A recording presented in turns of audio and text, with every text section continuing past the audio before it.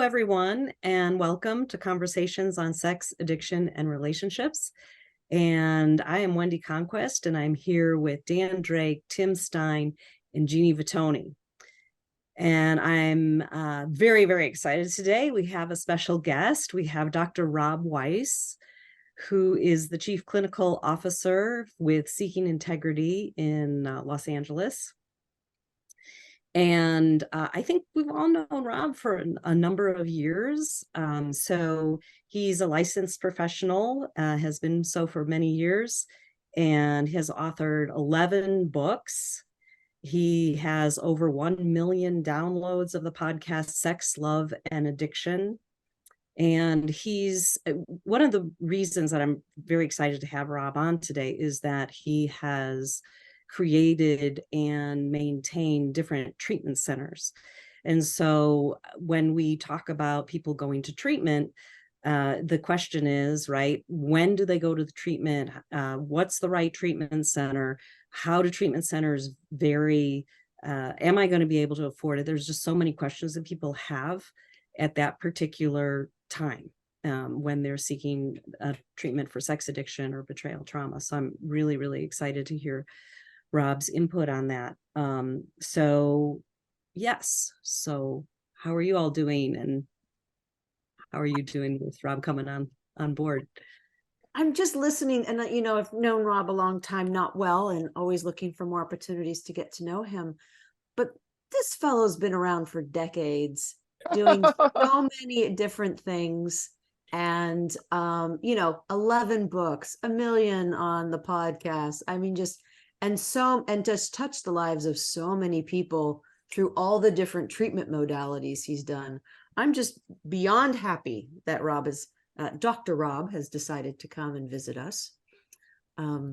So what about you guys? Well, I mean, Dr. Rob has done so much over like you said. I just think of the face of our community, of our field, and how much I think of, I don't know, debates that he's done with other people that have been, anti-sex addiction, and just being at the forefront of our field for so long. So such an ambassador for our field. I'm really excited to have him. I can tell all kinds of stories about Dr. Rob and how much I appreciate him and how influential he's been for me, but I would say let's just bring him on and bring him. That sounds like Welcome, a great Dr. Rob. Hey guys. Hey. Can I tell you that when you say all that stuff, I just feel older and older. And he's done this, and he's done like, okay, they're reading my eulogy there. Thank you so much. But yeah, I think whatever we have, we need to give as much as we can back on any level. And I'm very grateful to be able to do that. And I'm glad to be here. Thank you for inviting me. Well, can we maybe start there? Because you have given so much. I mean, you used to run, I think it was an online 12-step meeting for people who needed some guidance. You have supported so many CSATs in our own development, through your organization, sexandrelationshiphealing.com and Seeking Integrity. You've created online support groups for addicts and for partners out there, and for professionals, you make that available too. You have spoken pro bono at different 12-step conferences. Tell us what your motivation is, because you, more than anybody else, has just stepped so heavily into giving back to the recovery community, and I have always so admired that. Well, I guess first of all, I want to say that I was given too. And when I think about the founder of our field, Dr. Patrick Carnes, I was thinking about Pat the other day, and it's like, I would not be alive. I would have died of AIDS many, many years ago had I not heard the words of someone who said, this is a problem. These are issues you can deal with. It's a real thing. It doesn't mean you're a bad person, and you can get better. And, that to me, I just never thought that could happen, and that I've been married 22 years. I mean, never crossed my mind. I couldn't get through a date, truly. Can I tell you why, though? I want to tell you why I couldn't get it through a date, because I would act out all the time sexually, and I was so naive. that I would have a date in the evening. I would say, "Oh, let me tell you all the people I had sex with this afternoon," and for some reason they didn't want to go out with me again. So, and that's true. I I truly believe, and I think us therapists get kind of, we have don't see through a lens that's real. We are so used to people coming to us and they have insurance and they have money and they have awareness, they've read books. And I, as a social worker, which is my background, I think about resources that people who don't have access to that need. And we have 14 free groups on seeking integrity, whether it's betrayed partners. I don't need to get into the details. All I want to say is that um, every person we can help who's not able to get help on their own is such a gift. And fortunately, Tim, I've had a lot of people who volunteer. I mean, it isn't just me. I don't run all these groups. I have therapists who also have a servant's heart, who also are motivated to do this work. And so it isn't just me. I open a door and people walk through it. Um, I also like a lot of attention. So anything I can get to that's true, but it's also a little bit of amusement. Um, I think people who do this work are driven to do it. I don't think I have a choice. I think this is, and once I discovered that I could have a life, man, did I want to pass down to other people. But originally it was because I didn't want people to die of AIDS. That was the original reason I got in the field. Because they were having sex in ways that they didn't understand why they were having it, and it wasn't a good idea the way they were doing it, but they did it anyway, you know. So I'm inspired by the people who gave it to me. I'm amazed that I got to have the life I had, and I'm incredibly appreciative and grateful to the people who have the same vision as I do. Well, let's give as much of it as away as we can. So that's what we How do. did I'm curious, Dr. Rob, how did you morph? You said your initial vision was, to help people not die of AIDS, and obviously it's shifted. I mean, I'm assuming that's part of your core vision still, but what are the I don't know, evolutions of your vision along the way, and how did you make those transitions? I think that, AIDS became a more manageable and somewhat treatable illness, and people weren't dying in the ways that they had been. So the immediate focus on that had changed. And what I noticed was tech. I started to see in the late 90s. I think a colleague of mine, Jennifer Schneider, Dr. Schneider, and I were the first people who wrote a book about problem porn online. And that was in 1998, when people were dialing up and trying to, you younger folks won't know that, but it was a challenge to get online. But if you were a sex addict, you wanted to get online, believe me, you could. And so I think the interest I had and what I still have has always been in the sort of cutting edge of what gets people in trouble. And right now I'm looking at deep fake porn, and I'm looking at how AI is going to affect, the ways that people create things. And so to me, it's the first thing I think of is, how is a sex act going to misuse this? How are they going to make it into a problem in their lives? Because I can already anticipate. Mm-hmm. So I guess the transition has been from the immediate issue that I came in for, which was HIV and all that, to seeing the larger thing, which is, what are so many people like me struggling with? And I'll say one more thing. I love writing, and what people don't know is I often write about myself, but I don't say that. I say, Jack was doing this and Jack was doing that, but I can imagine myself doing it. I can remember doing it. And I think all of you understand that the best of us understand what goes on the head of many of our clients, or whether we've met some or known some. And so I think part of it is moving into embracing more of what happened to me and what I went through, and giving it a voice that applies in a much larger way to other people. Mhm. Oh, and I was on Oprah. That that definitely, by the way, that means nothing to anyone, but it's just such a, like, gotta check the box kind of thing. And Katie Um, Kirk too, right? I was on Katie Couric. I was on, I actually have a friend of mine framed it. I have a Time magazine article about Bill Clinton, and they asked me to comment on his issues. And so, yeah, I have always, I mean, that's the other piece. I'm not afraid of, this is the flip side of needing a lot of attention, is I'm not afraid to go out there and try to get it. And Mhm. I think, we say in 12-step programs that, basically that we can turn our lemons into lemonade. And for me, every single bad experience I had in the way I lived or what happened to me, I can turn it around and help other people understand how they got here. And I try to do it in a big way, as big as I can, whether that's TV or course, they always call me when some man in public has gotten in trouble, and they say, why would this guy who has everything and he's so handsome, and why would he do this? And you know, my answer, because he's very troubled. I have a question. It's been burning for me for many years now, and that is in the Western world, as you said, people can afford therapy, not everyone, but so I've had this goal to try to reach the truck driver in India that's addicted to porn. And how do we do that? How do we reach out to other cultures, people who speak different languages? But sex addiction is worldwide. It doesn't, no one, through Facebook, I get questions from people from Saudi Arabia and Indonesia and the Philippines. And, you know, how do I stop this behavior? Well, you're doing it. Don't you realize that? Podcasts don't just air in the United States. They air in Sri Lanka, they air in Kuala Lumpur, they air in South America. You know, when I first started a podcast, I was like, oh, okay, so, you know, someone in Ohio or whatever. I forgot that there were people going to be listening in Africa and in Europe. And so what you're doing right here is an opportunity to reach the whole world. And I do get notes from people. In fact, oh, by the way, so there's the podcast, there's blogs, people read, you know, we have the opportunity to reach the whole world in ways that we never could before. When I had to publish a book in 1998, who found it, who talked about it, I mean, that was it.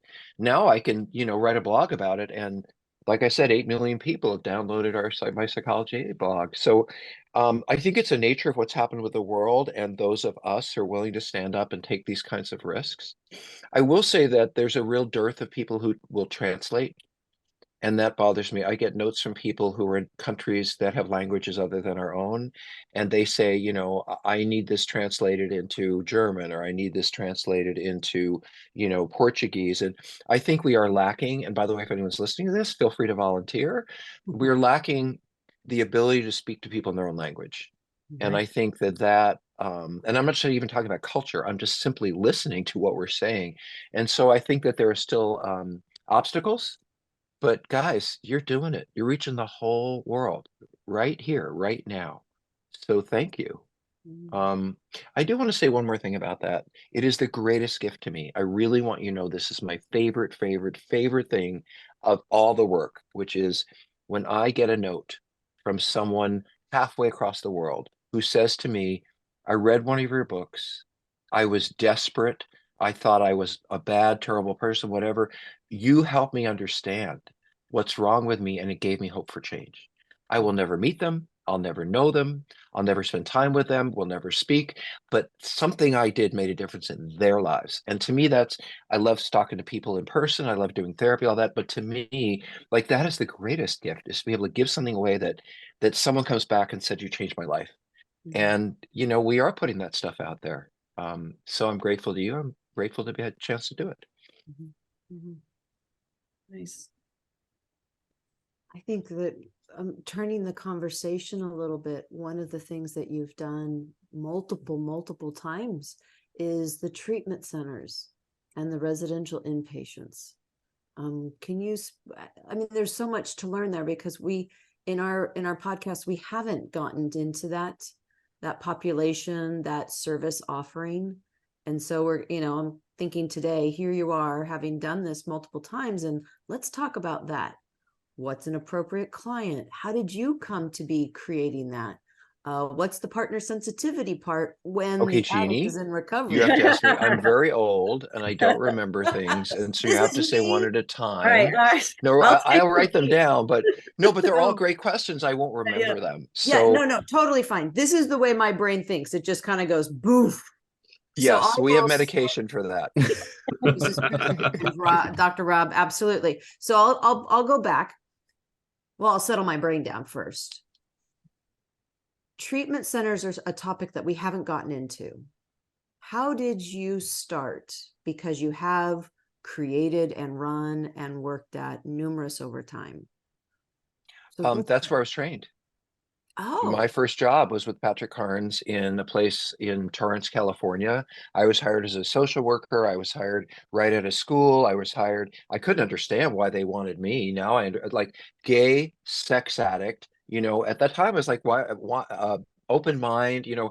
I didn't think of why the heck. Now I understand what they wanted. But I trained with Dr. Carnes there. He was my first sort of role model. And right. so I spent 4 years really learning from I think one of the best programs is no longer around. And I saw the value of it and I saw the difference it made to people's lives. And so Lord knows why, but I said, I'm going to go out there and do some of this myself. And in 1995, I opened a program and I've been doing it ever since. I've opened one for the US military. I've opened one in Thailand. I mean, lots of different places. And there is so let me tell you what I think people need to be in a higher level of care. Great. I look at treatment of addiction as a continuum, just like medical care. If you cut your finger and a Band-Aid works, great. If you cut your finger and the Band-Aid doesn't work, maybe you need some antibiotic cream. Or if that doesn't work, go to the doctor. If that doesn't work, go to the specialist. So you go along a kind of line of escalation of higher and higher levels of needing things. And so I think in our field as well, you start with a support group. You read a book. Does that change things? You need to see a therapist. Okay, I'm going to a group. I'm going twice a week. Now I'm going to a weekend, workshop. And I think when there's a point at which that isn't enough to help people stop their behavior, and the risks they're taking by doing it, then I say, you've tried a lot of stuff and you've put yourself into it and it hasn't worked. And so what residential treatment is, it is 24/7 containment and support. We try to do them in nice places. I want people to feel, I don't want them worrying about the food. I don't want them worrying about, is their bed comfortable? What they need to be focused on is the work that we do. Um, but at a certain level of, and also there are people who are, they're going to kill themselves. They're going to give someone a disease. They're going to, whatever it is. And so there's a certain level at which people need residential care. Um, and I have to say, for me, as a therapist, and it's a great place to play. Like I'm never, I am at my best when, like I did today at Seeking Integrity, I've got 8 guys in a room and we're trying to figure the thing out together.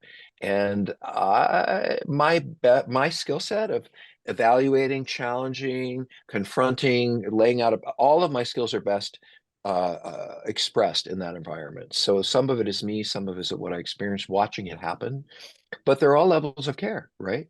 So it really is just matched to kind of how dangerous that person's behavior is, how much they need to be safe. And I'll say one more thing, a lot of referrals that we get are from men who are about to lose their relationship.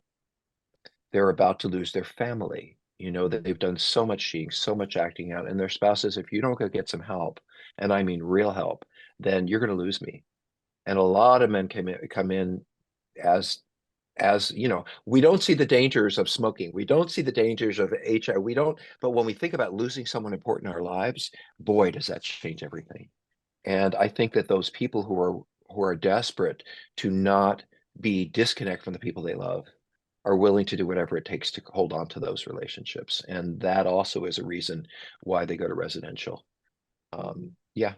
When you say it hasn't worked, that's an interesting phrase, right? So because certainly we've all had clients who they get sober and then 6 months later they relapse and they say, well, it was a relapse, it was once in 6 months, so do I really need to do residential? So when this is a tough question. When when would you know that when you want to go, that you need to right, go? Never, you never. never know. In doing this work for probably 1,000 people over 30 years, I've been licensed 30 years. I've met probably 3 people who said, I want to get help because I want to be a better person. 3 out of 1,000. Every addict of every stripe, alcohol, drugs, gambling, whatever, they come into treatment because they're in crisis. They lost their job. They got found out. There was a legal case. Their spouse is leaving them. They got hooked on drugs and they keep pairing the two. So, I think that crisis is an opportunity. And everyone, no one wants to go to residential treatment. Who wants to cut out of your life, check in, do nothing but work on yourself? Nobody really wants to do that. But we say when the pain of what you've been doing is greater than the pain of getting well, then people don't want to be in that pain and they come in. I do want to say something about, though, and because I hear this a lot in the media, which is, oh, they just went to treatment to get out of their consequences. They just went to treatment so everyone can feel bad about them. They don't really have a problem. They're just trying to have everyone feel sorry for them. And my answer is yes. Yes, they're going to treatment to have excuses. Yes, they're going to treatment so everyone thinks well of them. Yes, they're going to treatment because it's a problem and all that stuff. But that doesn't matter to me. What happens is what happens when they get there. I'm not interested in what gets them there. What I want them is in the door, and the rest we can do together.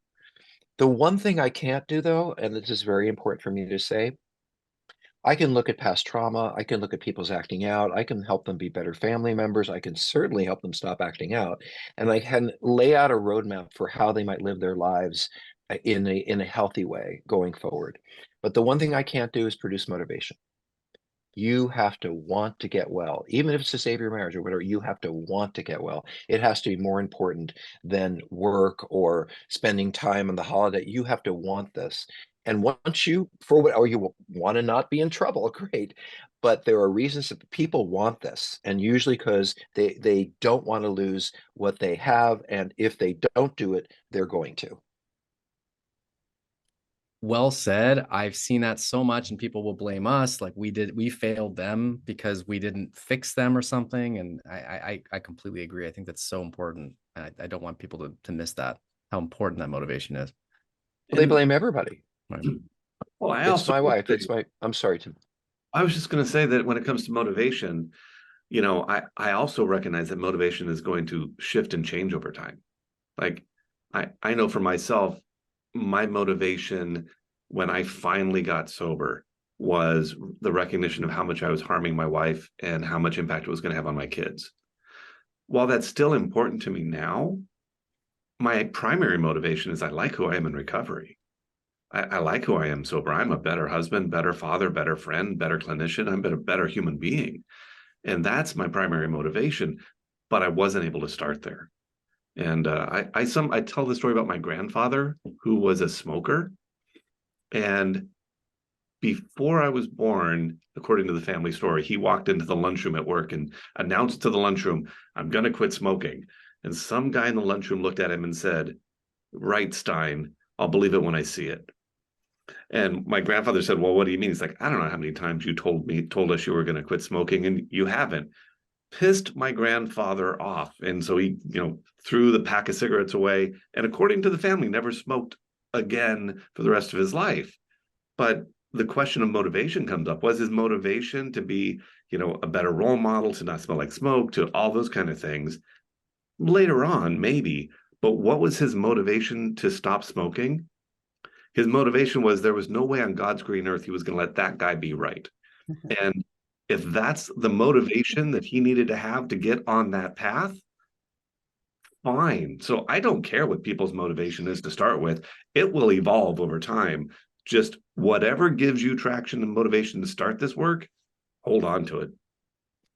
You made me smile because I'm very tough on people. I mean, it's part of one of my gifts. I am compassionate. I care about them, but I am very tough on them. And sometimes, in fact, I have some Yelp reviews. They're like, "I got well, but he's not very net," whatever it is. And I think, well, that's a compliment. But I have had people in treatment say, "I don't like you so much that I'm going to get well just to show you that I can." And I'm like, okay, hate me all the way into recovery. It's fine with me, because you're right, whatever gets them there. But what you said, I think, is really important, which is, and it's really important to me with the men I work with, is they'll always want their families to work out. They'll always, I mean, you don't want to lose your job. You don't want to have your family. You don't want to get a disease, or, none of us want those things, and you won't want those things all the way along. But what I talk to them about is, who do you want to be when you look in the mirror? Who do you want to see? That's you're going to face that person every day, especially older men. And you'd be surprised how many men I work with who are 50 and 60. We have 70-year-olds. Of course, they think they're 30 because they're running around with 25-year-olds. I tell them they're old. They're like, "I'm not old." Like, what do you call a 68-year-old? But one of the things I really try to point out to them is you know, we have an expiration date. And when you look in that mirror and who is it that you can you respect that person? I don't think that I want to leave the planet thinking that I disappointed myself deeply. I want to leave saying I did the best I can. And there is one more thing about motivation, which I think is interesting, is the word trying. The word try. I'm trying to quit smoking. I'm really trying hard. I'm trying. I was taught once that, I don't know if you can see my pen, sort of see it, that so you can probably see it. So I ask clients to hold a pen and I said to them, okay, try to drop it. And they drop it. I'm like, no, no, no. Pick the pen back up. Now try. Now try harder. And they can't drop it because they're trying. And now I say, drop the pen. And I think that, Tim, that's what you're talking about, is a deep belief to say, I will do whatever it takes. And I don't want to be that person anymore. And not just because of others. I don't want to be that person. Yeah. And I really like what you said about your whole world shifting. A lot of the men I work with, well, my wife is a witch and she just treats me so badly. And no, who wouldn't have sex with 1,000 people if you were married to her? And of course, the question is, how did she get to be that way? How did she get to feel so empty, so anxious, so fearful? How did she get to nag you and because look what you did to her. And you say you love her, but you left her empty and confused and overwhelmed. And, do you want to be that person? Because you don't just have an effect on how you look in the mirror. Everyone in your life is affected, especially your children. I want to just put a shout out here, is that a lot of the language we're using is male focused. Yes. And we have a lot of female addicts, and we have a lot of male betrayed partners as well. And so all of this motivation and commitment and rationalization, justification, that can all show up in the female addicts also. And I just kind of want to say that out to the readers. Jeannie, I really appreciate that. The truth is, how I hate talking about myself, but I believe I'm the first person to open a program for women. And in the early 2000s, in a treatment center, and someone said, we need to open a program for women. I'm like, I don't know anything about women. That's my response. I know what they look good in, but I don't necessarily know anything about women. And they said, no, we're going to do this. And what we did was we gathered female therapists from all over the country and we asked them, how would you do this? And then we created a program for women. And you're right, because it's so much harder. I mean, you know what a man is when he's having sex with lots of people? He's a stud. No matter how sleazy it is, it's like, oh, he's a stud. But a woman, you know what names we call a woman, and women are acutely aware of how the world looks at them if they're having a lot of anonymous sex or whatever. And of course, I know they have trauma. I know they've been abused. I know what the backstory is. But they just see them through a cultural lens. So to your point, I talk about men because probably 90% of the people who come to treatment are male. Women have a lot of shame. And also, by the way, women don't see themselves as sex addicts. Women come in and say, I have relationship problems. I keep picking the wrong person. I date someone and it doesn't work out. It seems to be that what drives women in great part to substance abuse and also to sexual acting out is their relation. Women are much more relational. And when a relationship fails and you're already broken inside, you might desperately go out and try to seek and whatever you can find. So the reason I say this is, first of all, I run a men's treatment center. Why do I run a men's treatment center? Because women don't want to come to treatment. And I have opened women's programs. You know where they come from? The women in the treatment centers. My clients came from the eating disorder program. My clients came from the substance abuse program because someone was smart enough to say, what is your sexual life and your history? And they would tell the therapist, they're like, oh, you belong in that building. But that woman wouldn't volunteer because she knows how everyone's going to look at her and how she already looks at herself. So I absolutely agree with you. By the way, trans people and gay people, this is not unique to anybody. But I think it's a particularly hard thing for a woman to admit, to come forward. There is one other thing that we need to acknowledge. Men have testosterone. And we act out. How many women are in prison for sexual offending compared to men? How many women are in prison for violent crime as opposed to men? We have hormones that make us more aggressive, more assertive, some of us predatory. And so the consequences and the way we do it we are much more frequently getting in trouble. Our troubles tends to be greater in this particular area. And I think that simply has to do in part with how we're built. Can I tell a story about that? I love this story. Well, I didn't give you an option, but that's okay. I'm glad that you had awareness about that part, Dr. Rob. Hey, listen, part of the gift and the curse is I can talk for 3 weeks and not stop. Of course, that doesn't work for my marriage, but it's a particularly useful trait in some ways. But anyway, I was going to tell you a story. And I totally forgot what it's. Oh, okay. Sorry. Let me go back to the story. So I have a friend of mine who sadly had prostate cancer, a man. And prostate cancer responds to testosterone. The cancer can grow faster. So they put they reduce their testosterone, and they put them on female hormones. You ladies need to name some of them. Estrogen, for example. Estrogen. And I have a really good friend who had prostate cancer. And he said, I just look at people and I feel so sad for them. And I sit around and I talk to people who are having trouble and I cry and I feel so emotionally connected. And, this is part of the problem, I think, of, feminism and some of the moves in the past. As we said, this is all how we act and how we treat people is primarily, especially in gender, based on how we're raised. If you gave the girl the truck and a pink doll, she could pick either one. But that's not true. Most of the time, the girl's going to pick that pink doll because that's who she is as a female. I have a really good friend. I know I'm going to get killed by the women's community, but that is true. In fact, for years and years, we could not study biological gender behavior because there was so much anger about, no, it's because we live in a men's world. No, it's because we have different hormones. But anyway, so I digress. So I had a woman friend of mine who also had cancer. And what they needed in her particular situation was more male hormones. So they put on her a lot of testosterone. And she said to me, all I can look at is butts here and butts there. And I see people go to buy and I want to go, hey, nice butt. So, part of it is simply that we're both built differently and that we respond to sexuality differently. Men are much more aggressive and much more assertive, and we do objectify more. And you will never take that out of us. We will always objectify the people we're sexually responsive to because we're men and because of the testosterone. So anyway, yes, women come to treatment, but they tend to look differently. They come for different reasons. And sometimes it's hard to parse out, what's they're ashamed of what they do, or they're really doing something that's a problem. There's a short answer. But with what you said with the objectification piece, this is all of a sudden I'm like, whoa, I can hear the listeners going, whoa, because in recovery, we're supposed to be like women. Say again? We're supposed to be like women. And I remember Patrick Carnes, in one of the CSAT modules saying about scanning behavior and trying to self-soothe as a trauma response for men. Sure. So is that scanning and that objectification to calm down, is that hormones or is that a trauma response? And how do we know the difference between the two? Well, I drink and have a glass of wine to be social, and someone else drinks to get drunk. And so, but both of us drink. And so both of us are going to objectify, but we have a term in therapy, right? We call it a secondary gain. Like I drink to be social, but you drink to look social to get drunk.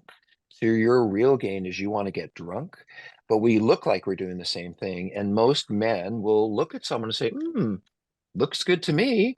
And I think that's normative and healthy. And that's part of healthy sexuality for both genders in whatever way they do it.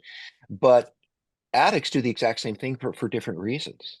I'm staring because I want to dissociate. I'm staring because sexuality helped me soothe myself in a very difficult childhood. I stare because I can, focus on that and not think about my problems. They're doing the same thing, but they're doing it for different reasons. Now, I will say that non-sex addicts will do the healthy thing. They'll say, ooh, that's great. I want some of that. And then they'll look away. It's a sex addict who stares, who it's like, I'm having 5 drinks, I'm not having one. So, someone with eating disorder, they both eat, right? But somebody eats so much that they get sick and somebody else. So these are normative behaviors, but like any addiction, they're carried to an unhealthy extreme. And, piggybacking on that, I think it's always important to recognize that just because someone's in recovery doesn't mean that they're not going to notice other people and find them attractive. It means you're still going to notice people. What do you do with that? do you notice and move on, or do you notice and take those 5 drinks? This is Tim, this is a challenge for spouses. Yeah. I understand that if you were the spouse of a sex addict, or even someone who's cheated, you're constantly kind of vigilant. Why are they looking at that person? What's on them? You don't trust them anymore. And so you're thinking, oh, well, they must be looking at this person for this reason, or they're about to, they're having affairs, or they want to approach that person, or and it's difficult to have to express healthy sexuality, which is noticing, not staring, and then looking away without a spouse saying you're at it again. And that is their trauma response. That is their, and I've heard stories. If I'm going to leave you if you look at someone. I know when you're looking at someone. You need to tell me every time you look at someone. It's like, well, but that's not what it's about. I don't necessarily look at someone. Now, do the addicts need some time out? Yeah. But unlike drinking or gambling or the other behavioral addictions, sex is healthy. Eating is healthy. So my denying myself the opportunity to say, oh, that's an attractive person, that's a human response. But it's the staring, it's the second, what am I doing it for? And what am I getting out of it? And that's what treatment is about, because these two people look the same, but their motivation for doing it is completely different. We definitely, when I'm working with clients on this piece, identifying what is normal, healthy attraction and sexuality. And I use a similar kind of, I see, I notice, I move along. That's normal. That's to notice who's in the world around you. That means you're alive. That means you're, part of the human experience. But and I like what you say, the staring, the look back, the double, triple looks. And so that's a really important piece for the addicts and betrayed partners, is defining what's normative, what's healthy, and then what crosses the line. And then what are we going to do about it if it crosses the line? And how are they going to work together if they're in a coupleship to manage healthy sexuality, healthy noticing, and then if it crosses the line? Well, So in the I'm glad beginning, that it's going to be very narrow. I don't even want you to walk by a bar. Mhm. And 10 years later, we can go to dinner with friends and you're going to have seltzer and I'm going to have a glass of wine. So, in healthy coupleships, I think that reactivity can reduce. But in the beginning, understandably, spouses are so scared and so worried that this is going to happen again, and they're not going to know. And the main priority for every spouse, the most important thing, is just honesty. I just want to know what's going on. And they think I'm going to start being lied to. By the way, it's also motivation, because when I'm a healthy person, I look at someone, I think, oh, God bless them. They're beautiful. I feel a little aroused by it. That's great. But addicts are looking for validation. Maybe they'll notice me. Maybe they'll see me. Maybe they'll find me attractive. If not, then I'm going to go find someone. So the gain is, I look to feel important. I look to feel special. I look to be desired. And that's a very different motivation than, oh, I'm human and they look good, and completely different. Looks the same, not the same. 100%. Can Can I ask a question, Rob? Dr. Rob, it's a bit of a departure, but I'm curious. You mentioned before AI, and I know you've had such an interest in technology. You've been at the forefront in our field of like, what's the intersection of the sex field and technology. And I'm just curious where you see the next frontier. Is it AI? Is it something else? What are you excited about, or what are you seeing in tech? Well, I have to tell you just something about that, is that when I first, and I've done hundreds and hundreds of trainings, but as you said, I did a lot of training for us professionals who are trained in this field, the CSATs. And I guess it must have been 15 years ago, maybe longer, I got up and I did a lecture on pickup apps. I won't mention their names, but you can look at one and it will geolocate, and people are like, you can geolocate a sex partner?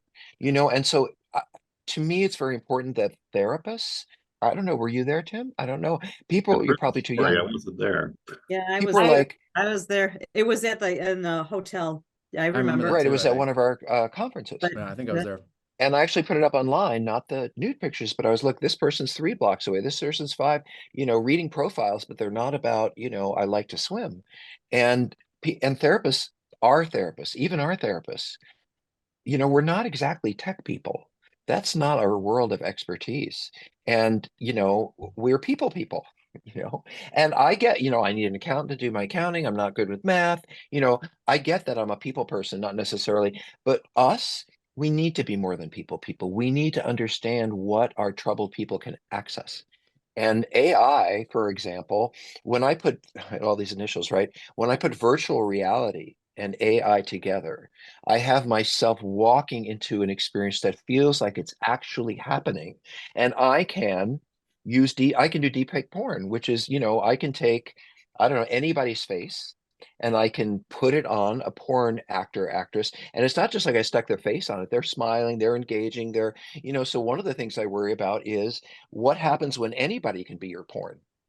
The other thing I worry about, and this is another, just how I think, um, I had the opportunity to do some VR training, if you will, and I put on that headset, and I looked at this person who was sad and unhappy and struggling, and I know we've all been online for therapy these days and all that, and I know what somebody looks like and whether, but I was in that VR room and I felt them.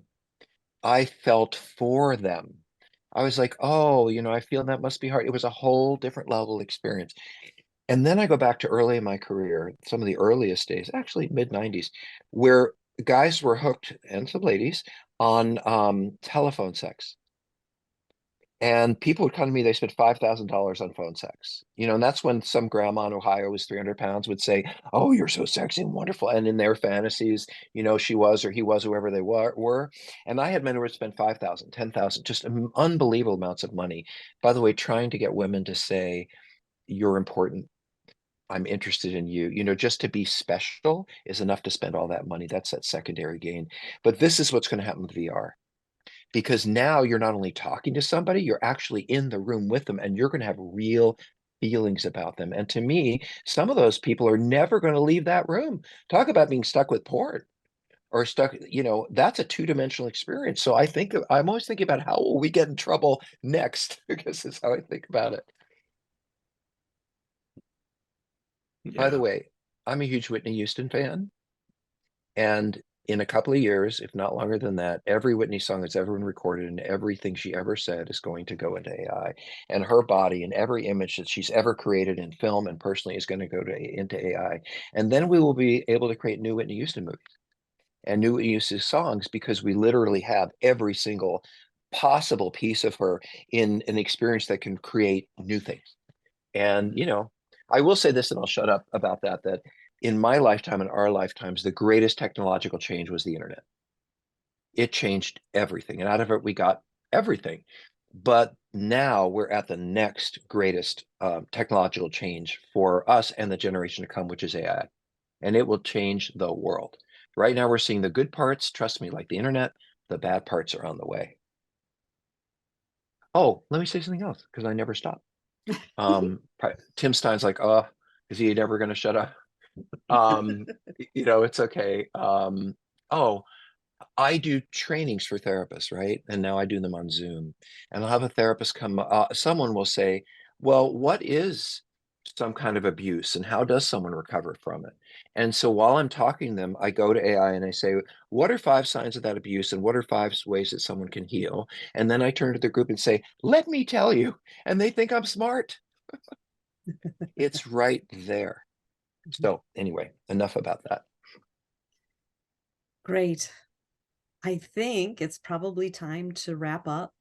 And so any Dr. Rob, anything that you want to finish this podcast with? How can people reach you, Dr. Rob? Great question. Well, let me answer the first one really quickly, which is what I want to say, folks, is there is hope. There is hope. And you're not a bad person. You're a broken person. I cannot help bad people, none of us, but we can help broken people. And I think that shift for our clients from I'm unredeemable, who could do this, to wow, I did a lot of screwed up things and I must be really screwed up is a huge shift. And I think it's really important for us to help people not hate themselves and to share our hope. We see so many people who have lives, who have kids, who feel good, as Tim said, about themselves. And that is, I just want to say it's possible. And with hard work, no matter what format, you can have a real life where you care about yourself and you don't feel that the things you do, other people would, I don't know how to say that, I just lost myself. you don't have to live in a way that leaves you feeling like you're not worthwhile. How do you find me? So here's my email address. Our treatment center is called Seeking Integrity, just like the word, two words together, Seeking Integrity, which is, by the way, I think what the recovery process is about. So we're www.seekingintegrity.com. Anyone can write me. Anybody can write me. I am rob@seekingintegrity.com. I always answer. I'm very good at providing resources. I'm going to, say, hey, there's this person named Dan Drake, and I think you should really see him because he's really on top of it. Or so you can always write me. I appear online a lot, Monday nights, every Monday night. I do a live Q&A that's anonymous. What else? The podcast, Sex, Love, and Addiction, the blog, which is Sex and Love in the Digital Age. If you just type in Dr. Rob Weiss sex, you will find me, I promise. And if I can help, I will. It doesn't have to be me. How can I support you into finding what you need? So Thank you, Rob. Thank you, Dr. Rob. Thank you so much for being with us today. So I appreciate the invite and what you're doing. And it is the whole world that you're affecting. Just keep that in mind. A good reminder. Thanks for having me. Thanks, Thank Dr. Rob. Thank you, all our viewers and listeners today. If you like this episode, please like us. And if you know others that would benefit from this, share the link and please follow us. And if you have questions you would like us to answer, please send those questions to conversations.sar@gmail.com. We will put those questions in a mailbag and we will answer them with all of our fun, humor, wisdom, and knowledge. Hope you enjoyed this conversation. Goodbye, everyone.